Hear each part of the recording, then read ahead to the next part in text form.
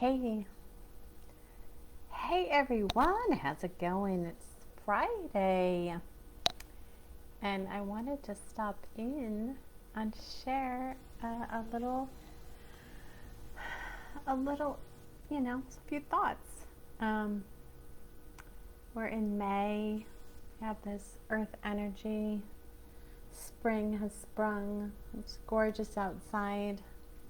Many of you probably have seen my posts of my recent hikes and travels around. I've really been enjoying the nature up here. It's so healing and so wonderful to be outside. And I hope you're getting out there yourself to enjoy the beautiful, well, I don't know if you're having beautiful weather where you are, but we are here up in Portland. So anyhow, I titled this Live Mother May I because for me this week, a lot of the energy that's been coming up has been around permission. And growing up, we have these parental units who determine, what's permitted and what's not permitted. Largely our mother, right? She's our mothers, if we're lucky to be with our mother, is our first teacher, who tells us, no, you can't do that. No, you can't be like that. No, you can't have that. And so as I reflected on the process of creating, my life and having the freedom to fully be, who I came to this planet to be, to share my gifts and my talents, and the people that I work with and coach and support them in doing the same thing, and the limits and the obstacles that they come up against. A lot of them are self-imposed, but they look like they're coming from the outside, right? From an authority outside of us. That is the truth. But a lot of times we have downloaded these belief systems at one time in our life, but they're no longer at play, so to speak. And so this mental, emotional environment that's invisible, we can't see it, is such a strong force in our ability to create and to have the lives that we say that we want to have. So it is this invisible place that is the incubator or the womb for our creation. And a lot of it is what we hold in the space around us is unconscious. And sometimes it's also connected to giving ourselves permission. And so I just wanted to share with you a couple ideas about shifting our perception about needing permission from the outside to be who you came here to be. And our bodies, our wonderful bodies, our physical bodies, have recorded and imprinted a certain way of being for probably many years as you've been alive. That your body knows how to be you unconsciously. It's got programmed in ways to behave, ways to think, ways to feel. And so if you are in the process of stepping into discovering a new way to be in the world, perhaps a way that you can't imagine as possible, but you feel it in your heart, you know that it's possible, but you just haven't seen it outside in the world yet. And so a lot of us keep waiting for the evidence to show up outside of us to give us permission, like the Mother May I. We're waiting for the material conditions to give us permission, when in fact we're the ones that have to give ourselves permission to start placing the sensations and the emotions and the thoughts on purpose into that space around us that will actually produce the conditions and the situations and the experiences that we're longing for.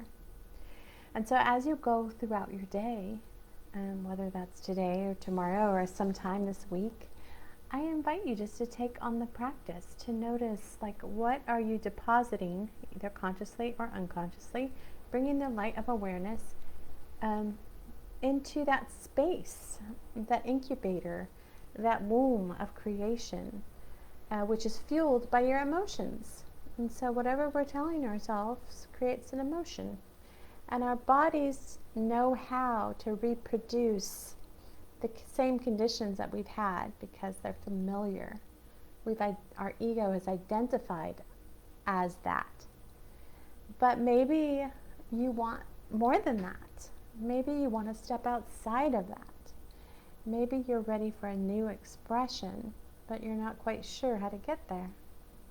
So with this little exercise that I'm sharing with you right now is to, whenever you notice what you're telling yourself, and then the emotion that's connected to that. And that's your habitual state of being, unconsciously. And in order to get to this new experience that you're longing for, you're going to have to open up that space and let some more light in, and to let in some more possibility, and to consciously choose what you're telling yourself and the emotion connected to it. Because wherever you place your attention, that's where the energy goes. And you are powerful. We all are powerful creator beings.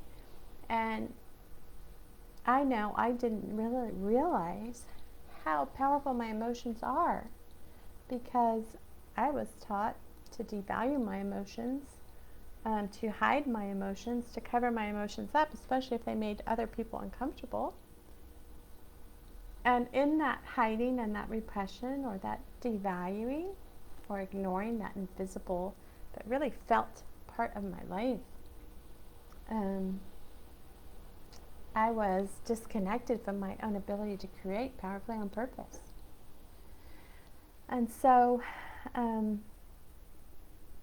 I invite you to take on this little practice and notice what you're allowing yourself, no longer an outside authority figure telling you what's okay to believe or to think, but giving yourself permission to house yourself, to surround yourself with beliefs and ideas and sensations that are inspiring to you, that lift you up.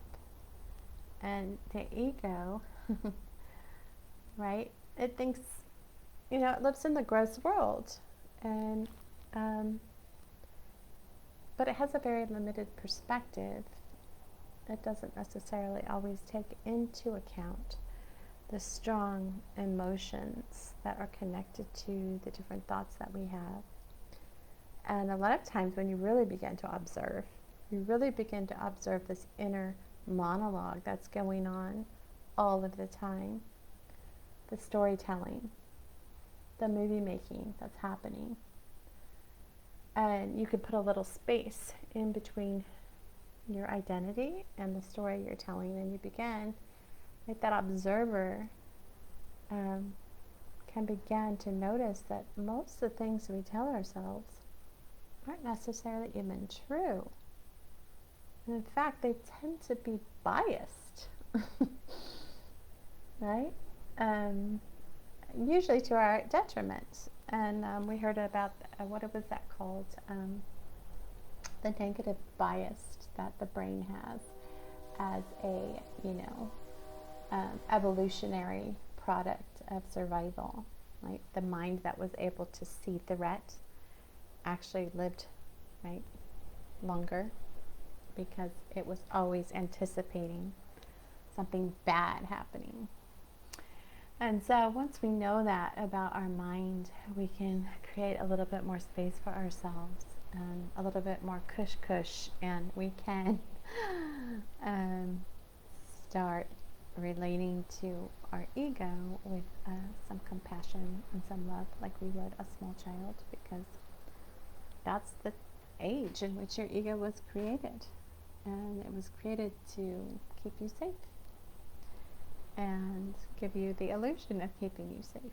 But you can't be safe from life. right? She wouldn't be living it. It's just part of it is being fully in it, embodied, feeling the emotions and all of the range of what's available, right? All right. So I hope you guys are all really good. How are you doing out there? If you stop by and say hi, leave an emoji. Let me know how you're doing. I always love to see you and hear if you have anything to share, any comments, any questions, what you're up to, what kind of creative projects are you working on, and if I can support you in any way. All right. Until next time, please remember what a valuable treasure you are. Bye for now.